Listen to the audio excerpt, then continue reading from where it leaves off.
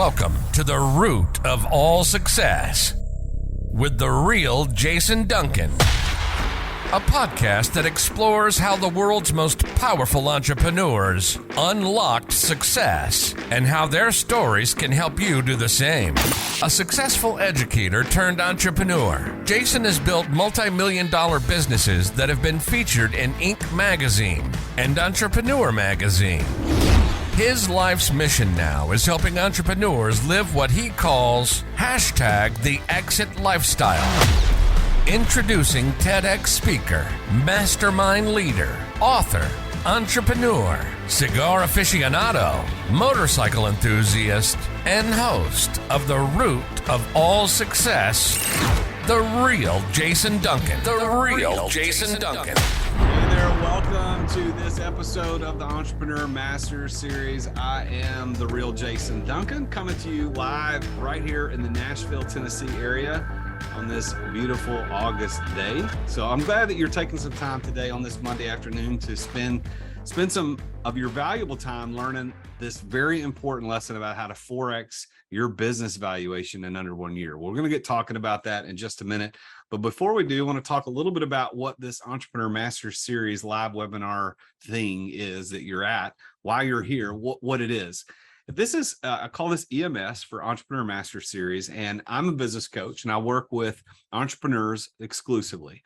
And specifically, I work with them on how to exit their business without exiting and how to live something I call the exit lifestyle. So today's topic is probably more dovetailed specifically into what I do on a regular basis than any of the other topics we've ever had on this webinar. And you're going to really like our guest today. But this EMS webinar, I do these twice a month live. And then they are released on my podcast, The Root of All Success. If you haven't checked that out, go to therootofallsuccess.com. They're also on my YouTube channel. You can just look up The Real Jason Duncan on YouTube. You can find all the past episodes of this. And it goes out to my newsletter list. And we send a replay out to everybody in our newsletter list. So it's quite a good audience of people who get to see these. And these are done specifically to bring high value content that's practical and tactical for today's successful entrepreneurs. And so, like I said, I do these twice a month. We talk about entrepreneurship, leadership, sales, financial literacy. Today, of course, is a little bit of all of those things. And it's going to be a masterclass on topics that are specifically related on how to grow and build a successful entrepreneurial company. And each of these episodes is conducted on Zoom right here, and it's released in all those ways I talked about earlier. So let me introduce our topic for today. So the topic for today is the secret to 4X your business valuation in under 1 year. And so have you ever dreamed of the day when you no longer just talk about selling, but you're actually ready to execute that plan and live the life you've always wanted? Well, if you're a follower of mine on any social media platform at The Real Jason Duncan, you know that's what I talk about all the time. Well, our guest expert today, Damon, helps business owners identify and execute opportunities to increase their revenue, increase their profitability, and increase the value so that then when you're ready to sell, when his clients are ready to sell, the business is oriented for success, as is the person selling the business. And you can see your business actually increase in value if you follow these things that Damon talks about. Let me tell you a little bit about him before he comes into the room live with us. He grew up in a large Midwestern family farm. He worked his way through college, earning a mechanical engineering degree. And then after college, he worked in technical and managerial roles, including designing, building, and even operating facilities. He went on to manage businesses and design and production of retail store fixtures, custom fabricated metal products, advanced aerospace components, and high-tech devices. Ultimately, Damon developed his skills as a business operations and value improvement specialist. With over 20 years of building and managing businesses in extreme conditions in diverse industries, his drive to help clients reach their goals and help them crush their competitors is very valuable to people like you and me. He continues his work today as managing director of a company called Exit Your Way which helps their clients scout the path and keep them on track when they're working towards their ability to exit their business. So he's helped businesses in manufacturing, e-commerce, construction, healthcare, and other industries to achieve their business goals and successfully exit their companies. He has a podcast live stream that he does on his own, which I'm going to let him talk about when he comes on live. I'm actually going to be a guest on that tomorrow. So it's kind of exciting that we met. And I think, and Damon will have to correct me when he comes on live, I think the way we met is I was speaking at a TED event and somebody who was a participant came up to me to talk to me. And then I think that's how we got to know one another. So would you please help me welcome Damon Pistulka to EMS today? Go ahead, Damon, turn on that camera and let's see your pretty face all the way from the state of Washington. That is probably 2 words have not been uttered about me in a long time. Pretty face. Well, thanks for having me here, Jason. I appreciate you having me on, allowing me to share some hopefully useful information with your guests. And yeah, just happy to be here, man.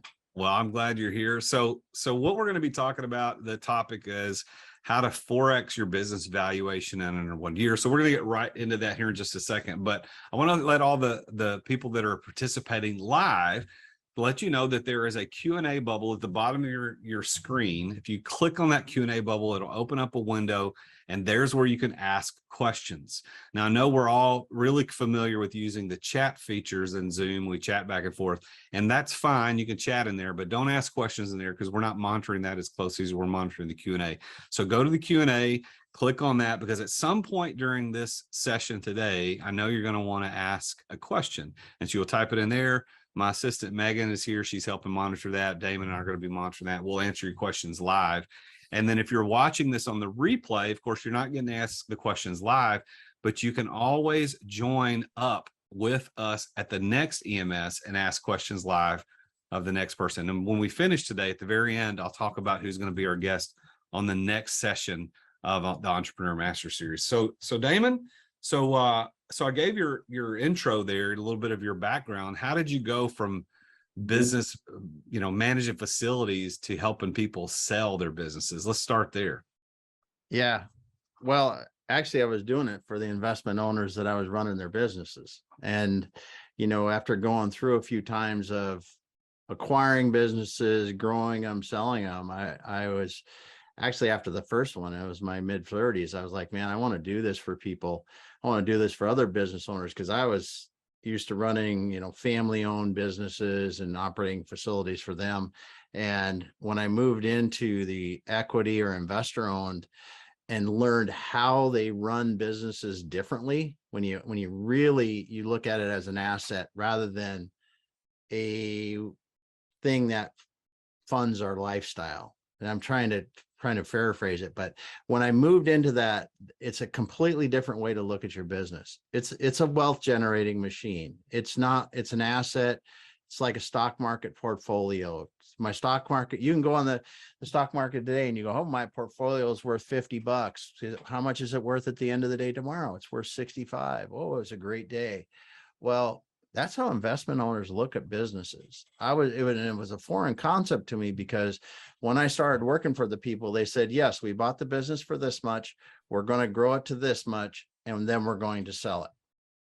And we rode it through some up and down times, but that's eventually what we did. And as we were going along the way, I learned a lot of things. And when we sold the business, I was privy to the sale. I knew what was going on. I was able to help do that, talk to the owners, work with the investment bankers doing it. And I was like, man, I really like this and I want to do it for people. And it took me, 15 plus years to get to the point to where I had the people I knew and the experience that I wanted to. I went on and did turnarounds and ran other investor-owned companies for a while until I finally did it.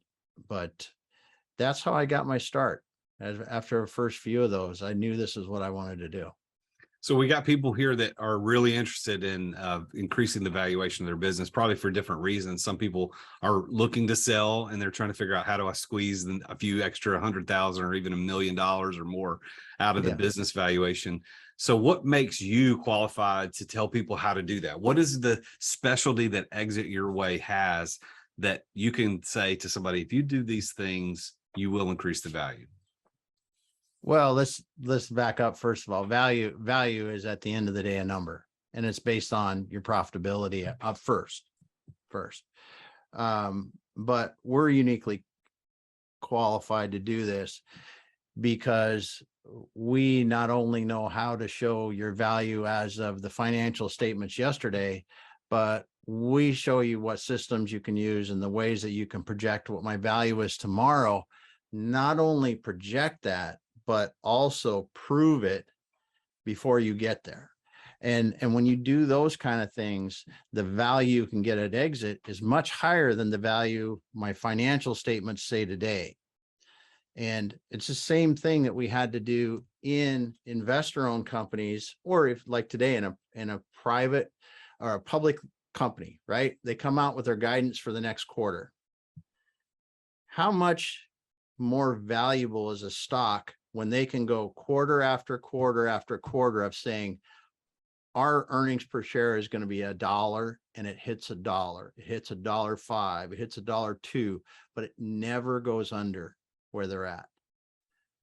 That's a lot more valuable than a stock where they come out and say it's going to be $1 and we missed and it's 75, or next time it's $1.50 and then it's 60 or whatever. This consistency that you can drive by the right systems in your business and then executing the right things will allow you to prove that you're going to go where you say you're going to go before you get there. I like what you said earlier. You said that business is a wealth generating machine. What do you mean by that? Well, we go into business because we're good at something, and we usually go into them for two reasons. One, we want more freedom and we think we can make more money. And the thing that happens, and this is what you help people with, is it's usually the opposite. Work twice as hard and you don't make as much as you could if you just went out and worked a W-2 job, right? Yeah.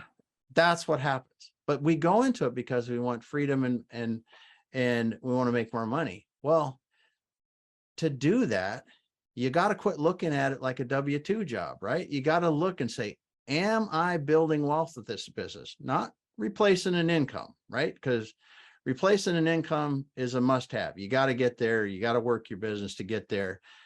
Then you got to go, how am I generating wealth with this business? Generating wealth means two things. Am I taking money out of my business and I'm investing that someplace else?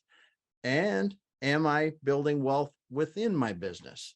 Because I think when we talk to owners, we say you got to be doing a mixture of both, because you never know what can happen in your industry tomorrow.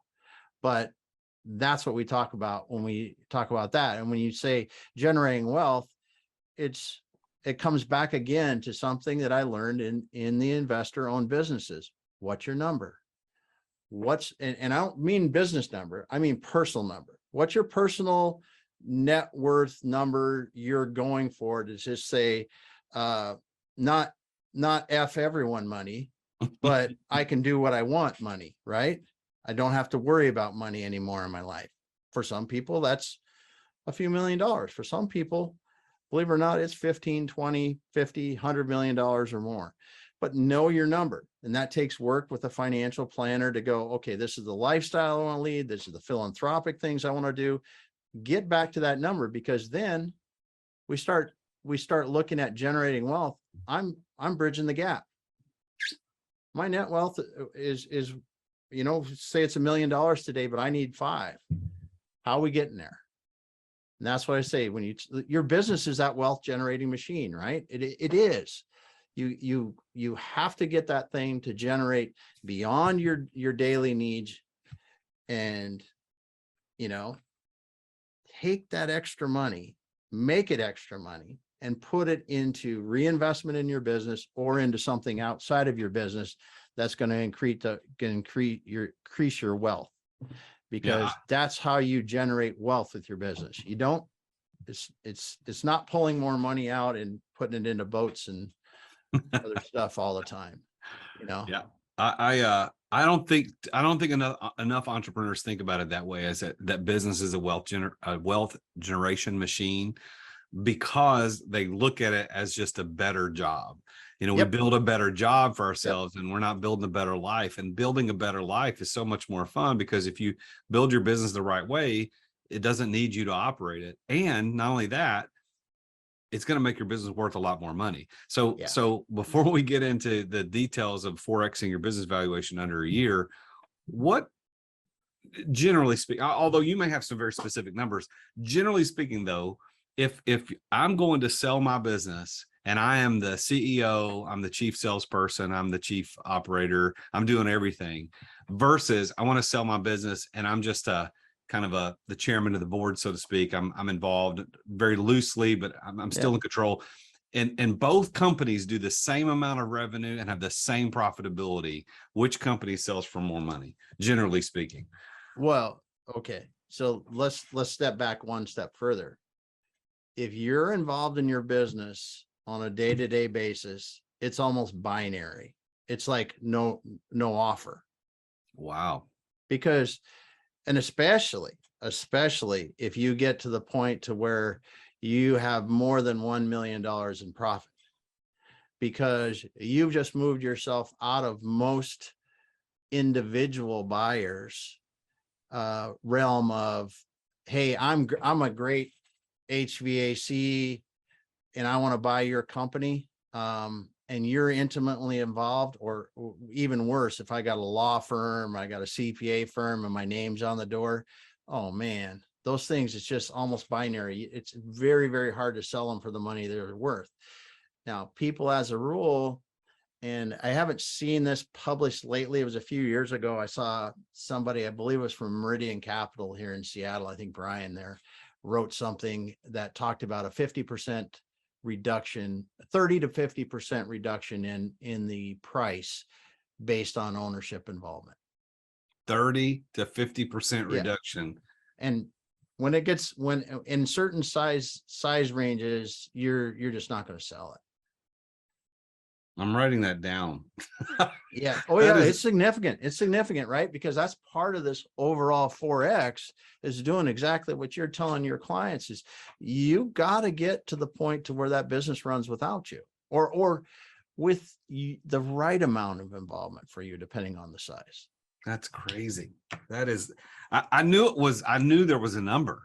I had no idea it was that much. And I like the fact that you said it's almost binary, like you either will sell it or you won't, because if I'm attempting or an aspiring entrepreneur business owner, and I want to buy a business where the owner is working in it all the time, like I might be able to do it, but if my profit's $1 million, I don't have the cash to buy that. I don't have the cash to go buy that. So then I'm having to buy a low performing business and requires me to work in it. So not really interested in doing that. So yeah, wow, that's I hope everybody's paying attention. And that's why I do what I do as a business coach, because I think there's times when you want to sell. That's what Damon does. But there are other times that you need to just plan it to just get yourself out of the way. And that's what I do. So I didn't know that I'm increasing business valuations by 30 to 50% just by working with my clients. That's pretty good. Yes. Well, and you know, truth be told, every one of us will exit our business sometime. It's how you gonna do it, right? You know, they always say it's death, dissolution, divorce, or, you know, sale. There's like 4 or 5 things. My business partner says a lot better than more eloquently than I do. But, you know, everybody's gonna leave at some point. Yep. How you do and how much time you take preparing will affect what you actually do, your success significantly, because most people don't realize too that only about 25% of businesses that get put on the market get sold. And when you back it up, why don't they get sold? The number one reason is the buyer and seller can't agree upon price and terms. Okay, so you come back to what you're teaching people is create a business that's valuable, independent of the owner. So I'm going to take that risk away from a potential buyer. Now, if we start to talk about value and we understand the drivers of value in a business, we can not only make it good from the standpoint of I'm not involved. It's more valuable because of that. Secondly, I know that I'm working on the right things to establish a higher value today and a higher future value with what I'm doing.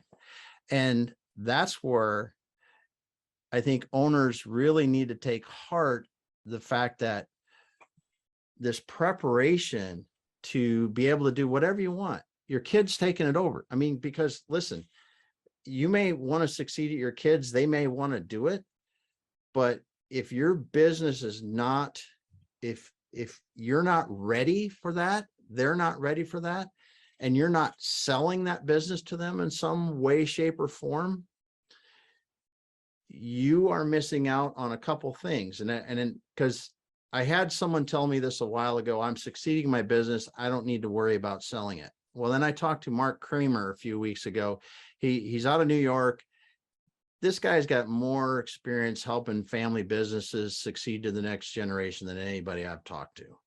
And he said one thing that was so relevant for people succeeding in business. He said, I don't care what you're doing, succeeding a business to the next generation, sell the business for the amount of money that the business will support in a loan, right? It's because it will help your children, kids, whoever's taking that business owner, operate that business like they should, with debt, with things. Otherwise, I get a free ride. They are just on a completely different playing field, right? And they can do some really bad things really fast that will hurt that business. Put them through that learning, actual operating a business type of experience. And he said, and the second thing is, even if you don't need the money, you don't know that that business won't need that money in the future. Industry change, economic change, something else.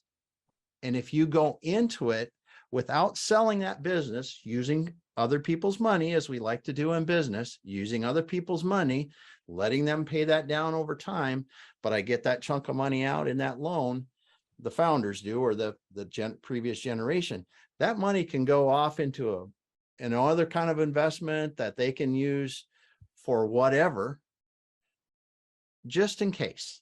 He said, take it, it's just in case money. And he said, if you don't need it, 10 years down the road, donate it to charity if you don't want to do something with it. But he said, do that because the lessons you will help the next generation with and the backstop that you create by doing that is invaluable. And I thought that was one of the most relevant pieces of information I've heard about succeeding in businesses in a long, long time. Wow. So what does you said something very interesting on a statistic. You said a certain percentage of businesses for sale actually get sold. What was that number? 25%. Oh, so you're saying only 25% of businesses 75% fail. Yeah, 75% fail. So actually it's higher than that at the lower end and lower than that at the higher end of values. It's very dismal. And that's mainly because, in your experience, we got too many owners that are directly involved. Therefore, the seller can't see value in paying what the buyer can't see value in paying what the seller is wanting.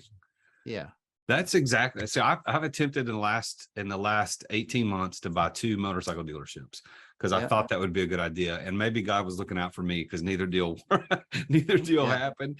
But the first one I attempted to buy was exactly that issue.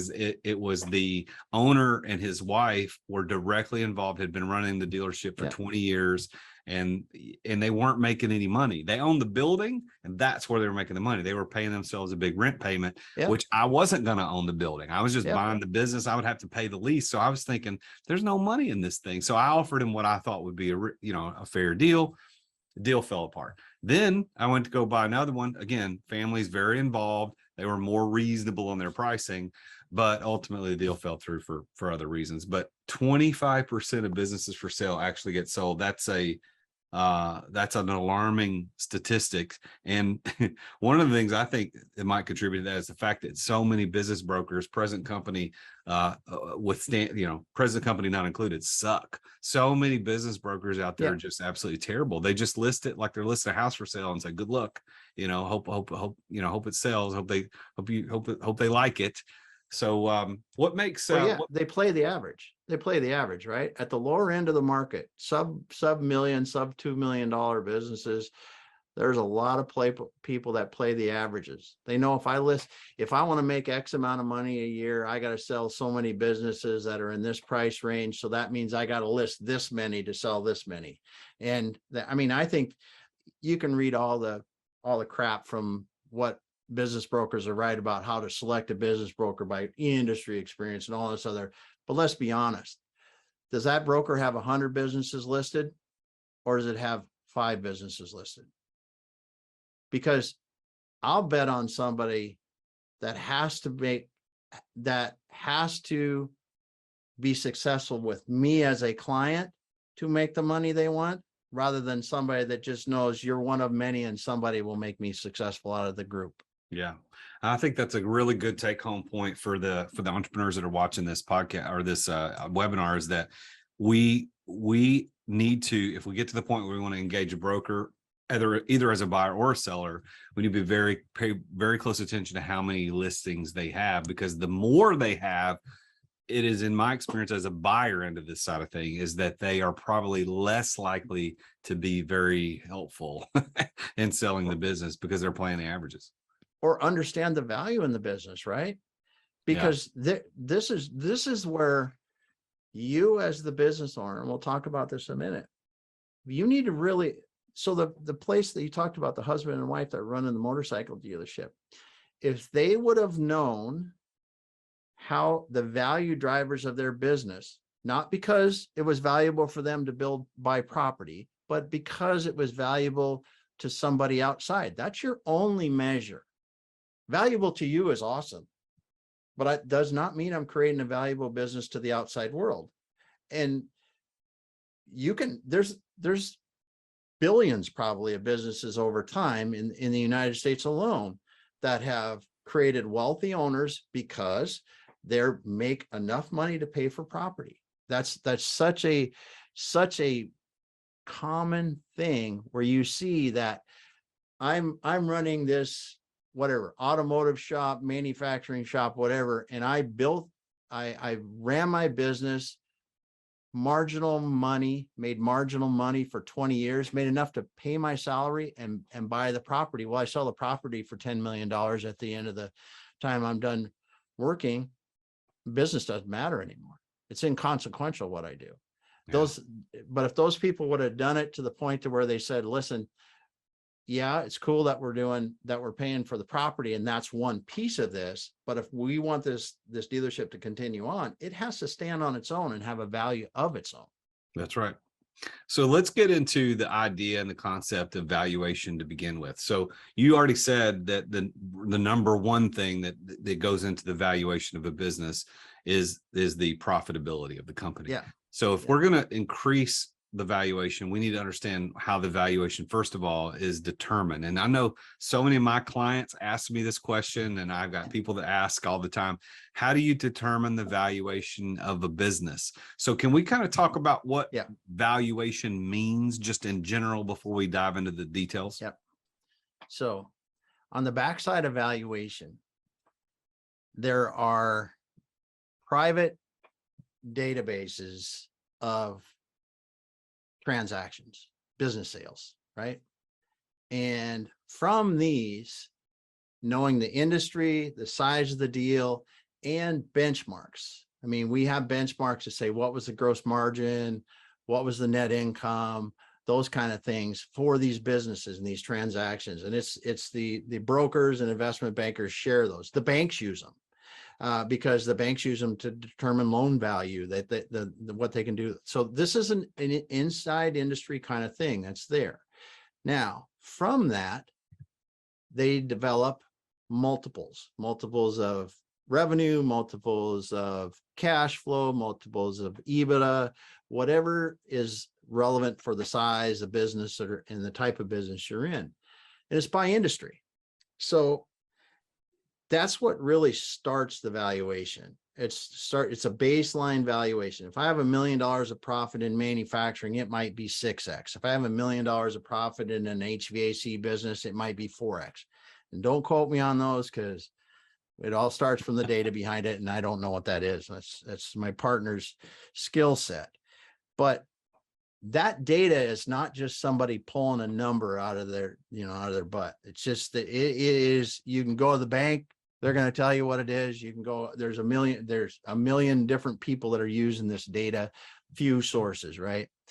So it's profitability, it's industry, and then it looks at how do you compared to others, because there's always pluses and minuses. And this is where valuations get really interesting, because I can go right now, we could get on one of these free valuation websites, and I could say, what kind of business do I have? Okay, I've got an HVAC business. Oh, how much is your top line revenue and what's your profitability? And it spits out your value, right?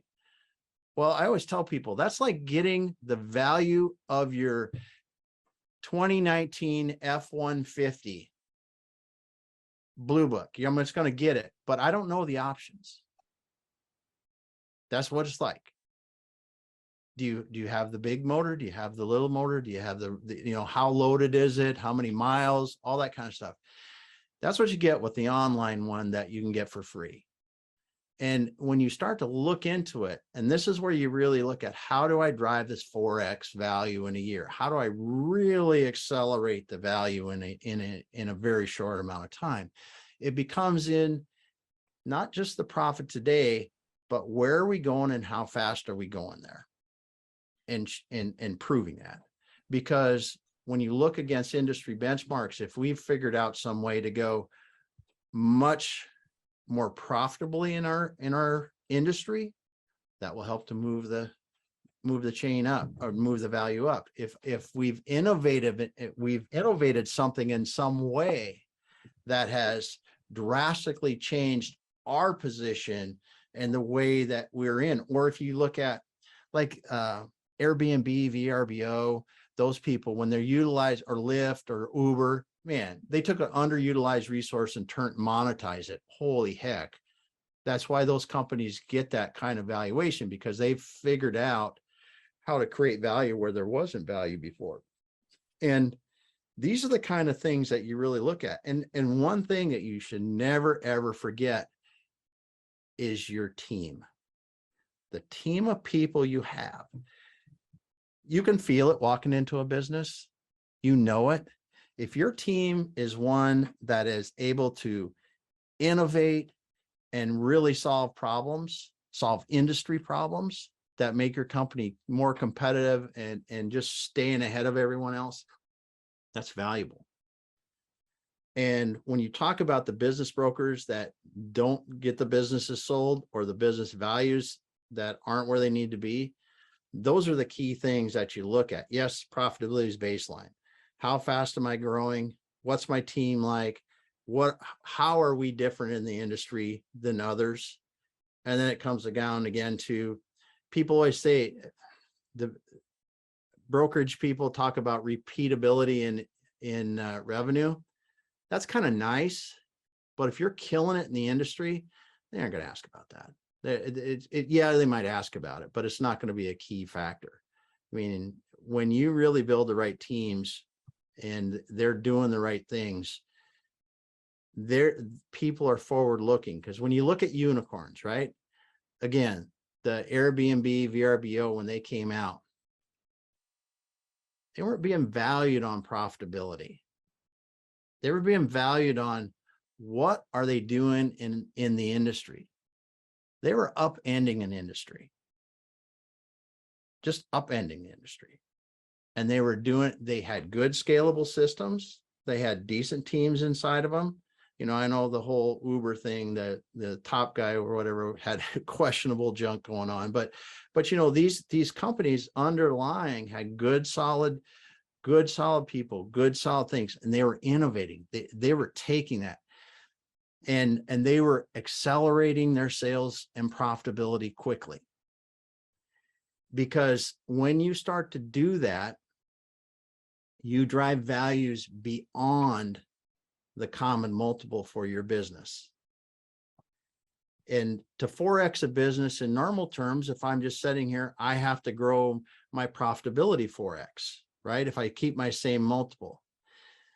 But in reality, there's a couple things that happen. Even if I don't, say I'm not that innovative, say I'm just growing in my industry, there's a valuation curve. And what I'm talking about valuation curve is that your multiple as a dollar of profit.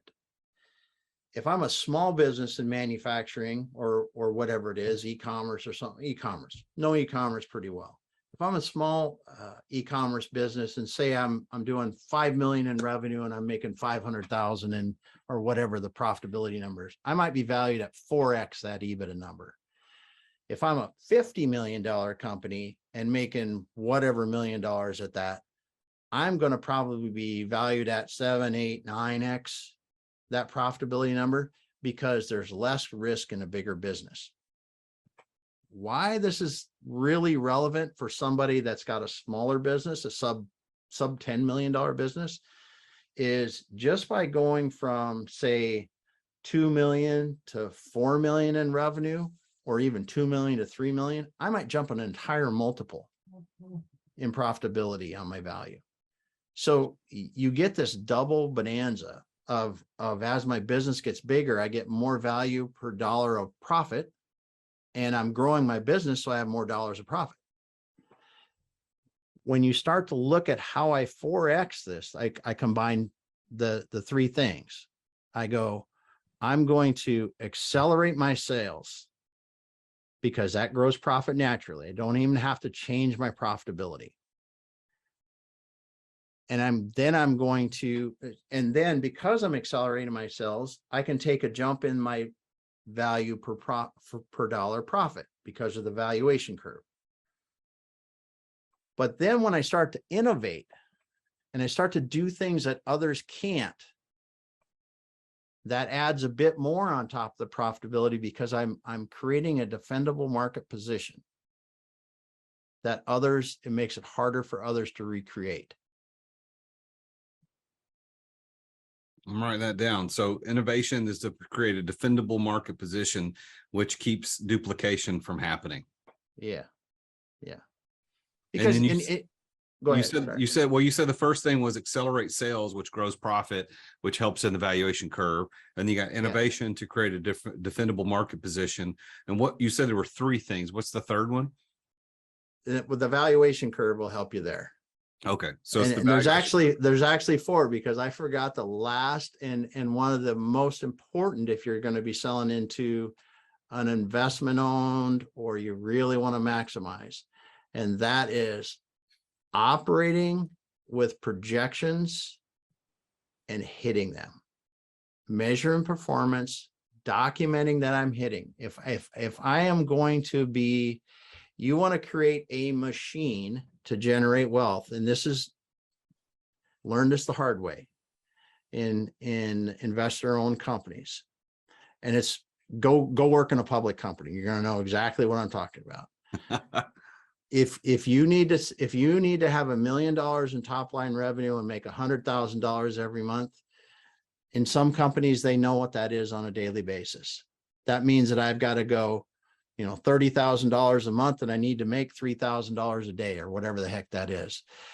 But measuring that frequently enough so your team is not only engaged in innovating services and products and all the other stuff, but they're focused on making sure we're meeting our goals.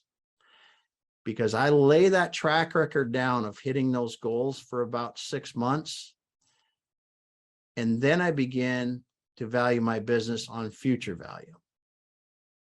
So let me ask you a question about that particular point, because that's really interesting. So what you're saying is, if you operate your business with projections, and then of course hit those projections, is there an agreed upon industry standard way to record the projections so that you're not just making the to-do list after you did it? You know what I mean? You You didn't do something, then write it down that you need to do it, and you immediately check it off.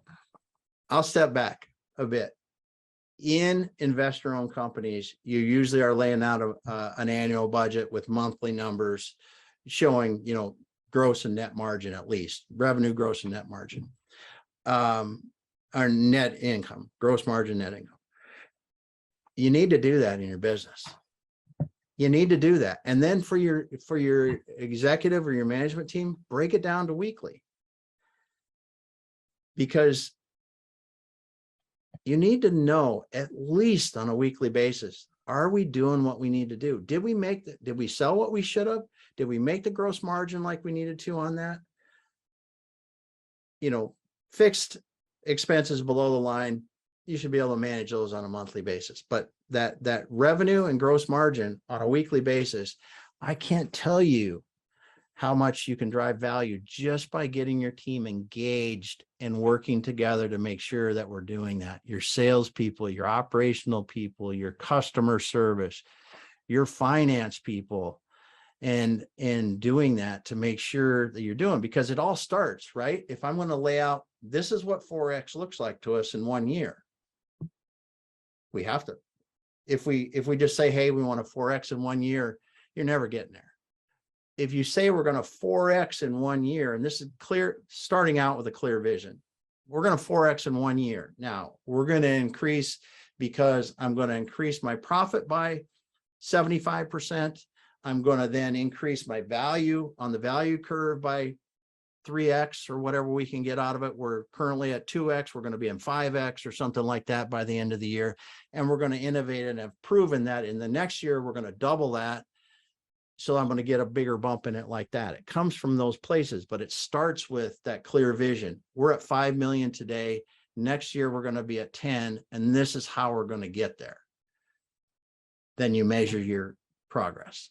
So if we're talking about a business that, let's say a business is doing $1 million in bottom line profitability on a given year, I guess regardless of top line, because top line has, in most business industries, has very little to do with valuation. Top line. And so many businesses tout their top line as, hey, we're a $20 million company. Yeah, but how much money did you make? That's really the bottom line is what we're really concerned about. So let's assume for a minute a business that January 1 has been historically pulling out $1 million in bottom line profitability, and they say, I want to sell it by next January, so I want to 4X that. So I'm trying to run through the numbers in my head here. So if they are operating at 5 multiple for whatever reason, right? So they make $1 million, they're operating at a 5 multiple on the open market. That would mean that company would be worth $5 million. That's how that works, right? So if we're going to 4X that, we got to get that to 20 million. $20 million. Correct. Yep. So in order to get to 20 million, you either need to raise the multiple or raise the profitability, that $1 million. So the multiple needs to go up to 20, which is not likely to happen. Nope. Or you increase the profitability, which would also increase the valuation curve. So your multiple would have to go to, I don't know what that number is. Let's say they doubled their profit, and then their multiple would be 10. That'd get them to 20, right? Yeah. But what's going to happen is going to be a combination of 3 things. You're going to grow your business and you're going to innovate, right? So in that year, I can double my profit. I'm going to get it to $2 million. Then I'm going to, because I'm at $2 million, and I'm actually not double revenue, because I've gained some efficiencies. I've worked on other things to innovate. I'm more profitable. So now I've gone from 5X on $1 million to say 8X on $2 million. Well, I'm at $16 million. Now I'm at $16 million value. So I got to write it down so I remember here. Now I'm looking to get $4 more million in value. Well, I'm sitting here today, 6 months, showing them for the last 6 months, we've grown at a rate of 100%, because I went from 100 to 200, or 1 million to 2 million in profitability. And I am projecting with my budget that I am going to grow that same 100% for the next year. And I've got 6 months of history saying that we've done it. And I can tell you in detail how we're going to do it for the next year. What I'm going to do then is I'm going to say, because of that, and the fact that we're innovating, don't want to forget to talk about the innovation. We're going to get about a 30% multiple increase in this, in value. We're going to get a 30% increase in value. Then I'm past my $20 million that I want. There you go. And that's where these things all combine together, because I mean, investors aren't stupid. They can see these teams innovating, solving problems, and a lot of investment banking firms will kind of pass by that because they're financial based. I mean, most investment bankers got their CFO types, got that kind of thing.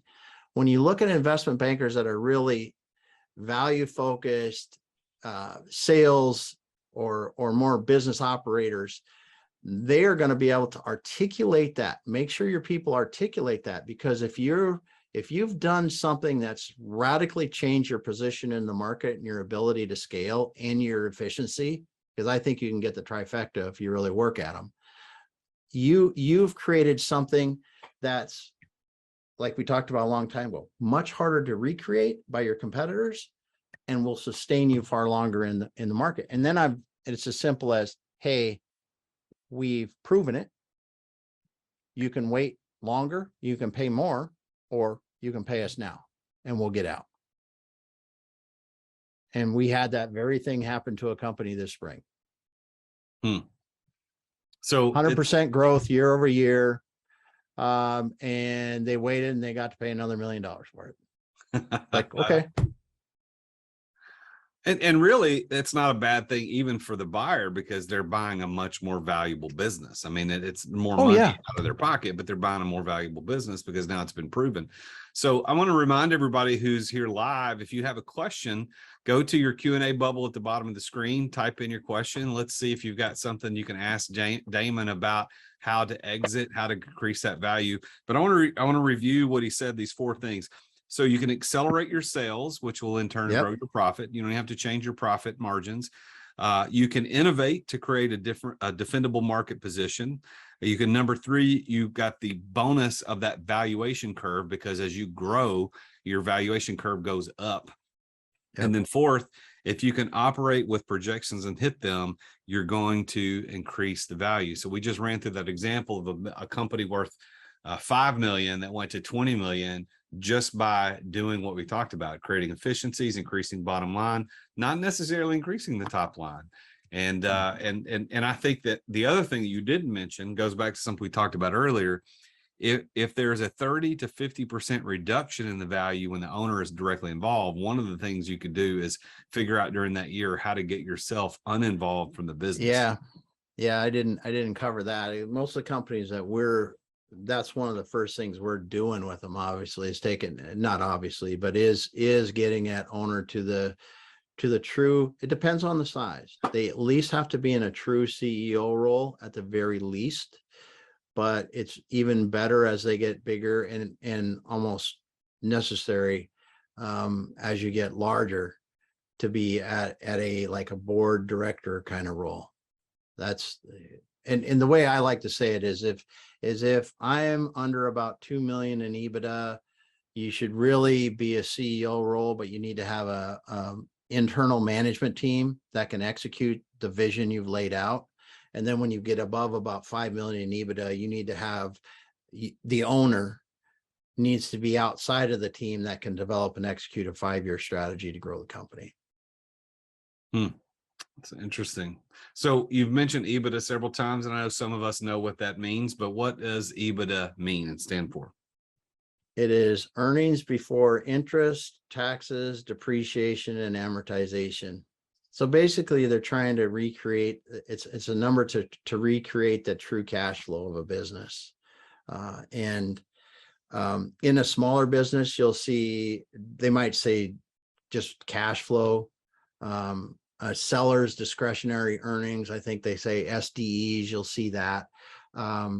It's not the same as EBITDA, because EBITDA does include all operating people's salary. SDE usually doesn't include the owners, or does not is including what the owner can take in salary as an SDE. EBITDA, that's before you see an EBITDA number. That owners or officers wages are included in the financials before EBITDA is calculated. Okay.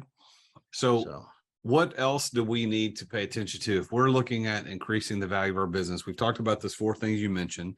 We also talked about the fact that the owner needs to get himself out of the business. And I think it was interesting, the point you were making, if you're under 5 million in EBITDA, you need to be at the very least, a true CEO, not involved in daily operations. You got a team that does all that. But if you're over 5 million in EBITDA, you need to be just a board member with your team that does the 5-year vision casting and projections and all that kind of stuff. I thought that was interesting. Are there any other kind of tips and tricks about the selling or the exiting of a business that would be interesting for us to talk about? Well, it's the business systems and cultures you instill in your business will largely dictate the success and the value of your company.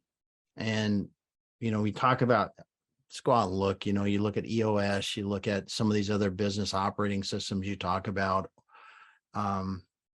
Those are really valuable to be able to do the things that you need to do. And as you're talking, exiting without exiting, you need to have a way to run your business without you being there. Those systems allow you to do that. They allow you to scale. That is one of the key things, because you can't scale a business by tribal knowledge. You can have a big business by tribal knowledge, but you can't scale as fast. What do you mean by that? What do you mean by that knowledge? What are you talking about? Everything from, hey, how do we do it? What's it look like? I mean, when you talk about business operating systems, you talk on the backside, you go, okay, are our financials working? Do we measure our KPIs on a weekly basis? If we do, how do we do it? Does everyone understand what success looks like for them? And are they tied to a number? Have we communicated the vision with everybody in the business? Does everyone in the business know their job and what they really need to do to make us successful? Those kind of things allow you to scale. I know it's boring as hell writing job descriptions, and I'm not a big fan of job descriptions, but listen, if I'm coming into your business and you don't tell me exactly what I need to do, and what I need to do, and then to the level that how I need to make how someone should feel when they interact with me, if they're customer facing, and why we do the things the way we do, you're missing the point, because you have to be able to add employees and people to help build this. You win with a team, and you can't add team members if you are telling them every step of the way, every day, what they have to do. So training and the culture piece of it is really, you won't innovate if you don't develop the right culture. You just won't do what you need to do. So those kind of things are really key in the outside of it, because get the right team, get the right players, they'll innovate far beyond what you ever thought of. If you lay out what success looks like, they'll go 3 times past it if they get going. Yeah. And if you just keep helping. I tell you, I talk about that, Damon, all the time with my clients. It's part of what I teach in my group coaching sessions about culture, about how that you have to invest in people, and you've got to pay attention to culture like a madman, because that culture is what's going to keep that company going long term after you step away from day-to-day operations. And if you want that culture to provide life and viability and thriving, those are the things you have to pay attention to. So that's why I'm really glad to hear you say that. Tell everybody what Exit Your Way does. I will. Just one thing.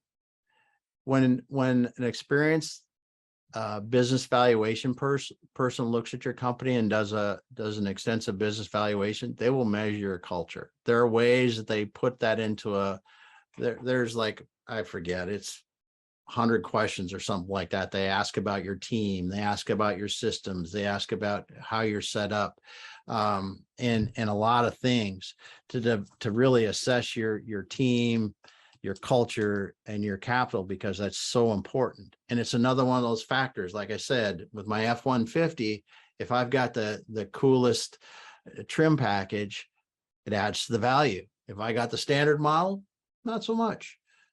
These are the kind of things that really can make a difference in your value. So that's why I wanted to bring that up. It matters. It matters. Yes, 100%. Culture matters. So what do we do? Yeah, tell us about Exit Your Way. What do you guys do, and then how would people get in touch with you? All right. We help people. 3 things that we do: increase value, prepare for sale, and sell businesses. That's what we do. Size range is usually a couple $1 million up to 30 or $40 million in revenue. We've had some clients bigger, we've had some clients smaller, but it's our clients are usually with us for a couple years in the median, some longer, some a year, but that's what we do. We're really looking to work. We work with a few clients, and we are helping them with things like growth by acquisition, extreme growth, talking 150, 200% growth and just trying to keep the wheels on the bus with scalable systems and people and the specialized resources we can bring to bear to do that. But that's what we do, because we're helping them generate their wealth with the business, the wealth they want with their business to be able to do what they want to do. Well, I dropped in the chat for everybody who's here. You could see your LinkedIn and your Twitter personally, and then the company website is exityourway.us, exityourway.us, and there's an Exit Your Way page on LinkedIn, YouTube, Facebook, and Twitter. And then you also have a live stream podcast that you do, and I'm going to be a guest on your podcast tomorrow, August the 23rd. So tell us about the Faces of Business podcast. Faces of Business podcast is a time for me to share topics that I hope that other business executives, owners, and just business people in general want to listen to and learn and hear the stories from people, stories of good, bad, challenges, and things that can hopefully help them increase their business acumen and the success.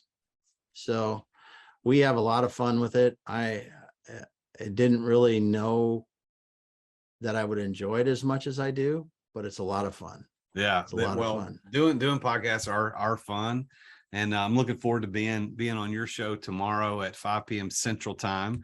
So that's going to be great. So as we wrap up our conversation today, and we talk about this 4Xing your business in under a year, I want to make sure that everybody heard us correctly. So the 4 points that you pointed out here: accelerate your sales, which will in turn grow your profit even without having to change anything. And then you get number 2, you get the bump in the valuation curve as a result of that. Number 3, innovate to create defendable market positions so that your market position, it becomes something nobody can duplicate because you're innovating. And then 4, operate with projections and then hit those projections. And if you do all 4 of those things, your valuation is going to go up. And we ran through that example. Everybody can go back and watch the replay of this, of that $1 million profitable company and how they got from $1 million, which gave them a $5 million multiple, all the way to $20 million just by putting these things in place. And then the biggest stat of the day for me is that there's a 30 to 50% reduction in your valuation when the owner is involved in the business. And it's a shocking stat. I didn't know it was that big of a deal, but that's why I do what I do, to teach people how to exit without exiting. So Damon, any final words of advice before we sign off for the day? Yeah. Start thinking about your business as a wealth generating machine it is, and learn what you need to do to build value in that and generate the wealth you want. I love it. I love it. Well, Damon, it has been a pleasure talking with you, and I'm really looking forward to tomorrow being on your show. So people, I posted in the chat the Faces of Business live stream. You can go to exityourway.us, and then there's in the menu, you can go to the Faces of Business and you can look at it there. And then he's on Twitter at Faces of Business on Twitter as well. And then, you know what? I saw on this thing that you've got a free 1-hour business legacy development session for business owners. Can we talk about that just a minute? Because I think that sounds like an interesting thing that people might want to do. Yeah, we do that. It's because we start talking, just like we've talked about here. We start at, what is your number? What is your number? Because most people haven't thought about it. And we work back into, so what does that mean your business needs to look like for you to do it, to do whatever you want if you could do it tomorrow? What's your number? And then what does your business need to look like? And we start talking about what that, and then what kind of legacy do you want to leave? I mean, are you going to succeed your business? Are you going to sell your business? Do you care if it goes beyond you? Because there's different ways that we can suggest different paths to take. So where would they get access to that? I posted the link in the chat, but that's a really long URL that I cannot repeat live on the show because nobody's going to write all that down. Is there an easy way to go find that link? Yeah. Just go to our Exit Your Way site there, and I believe it's right on the homepage there. You can get it. All right, go to I'll make sure it is if it's not. So exityourway.us. You can go to a free 1-hour business legacy development session for business owners, run by Exit Your Way and Damon and his team over there. Damon, this has been fantastic, man. Thank you so much for being here. I appreciate it very much. I've got a few things I need to say to everybody before we get out. So if you want to hang tight, you can, but I'm going to go ahead and do my outro stuff that we do every time. I want to thank everybody for being here live on the webinar today. And if you aren't watching the replay of this, I also want to say thank you for taking the time to watch the replay. I want to promote the next EMS that's coming up on September the 1st, right? Megan, is that right? Is it September 13th? See, that's why she's here. So September the 13th, it's called, we've got a guy named Garrett Sutton, who's the owner of Corporate Direct. And he's also a lawyer in charge at Sutton Law Center. And we're going to do the topic, Veil, Not Fail, How to Protect Your Assets the Rich Dad Way. And if you're a fan of Rich Dad, Poor Dad concept, all that whole Robert Kiyosaki series, he is the guy who works with Robert Kiyosaki and some of his other team players on how to set up veils of protection for your assets. And that's going to be on September the 13th. You can register at therealjasonduncan.com/EMS. That's therealjasonduncan.com/EMS. You can register. As always, these are always free, provided as part of my service as a business coach to everybody out there who wants to pay attention to this type of stuff. So you come to that one, going to be on September 13th, 3:30 p.m. Central Time. And if you want to know if you're ready to exit your business, maybe you've asked yourself as you've watched this or listened to this today, am I really ready? Is my business ready to exit?